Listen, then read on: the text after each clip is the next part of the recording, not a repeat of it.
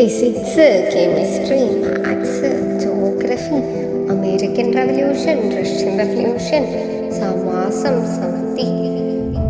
എൻ്റെ ദൈവമേ, എല്ലാം കൂടെ എനിക്ക് തലയ്ക്ക് ഭ്രാന്ത് പിടിക്കണ്ടേ? ഇതെല്ലാം കൂടെ എനിക്ക് പഠിക്കാൻ പറ്റുമോ?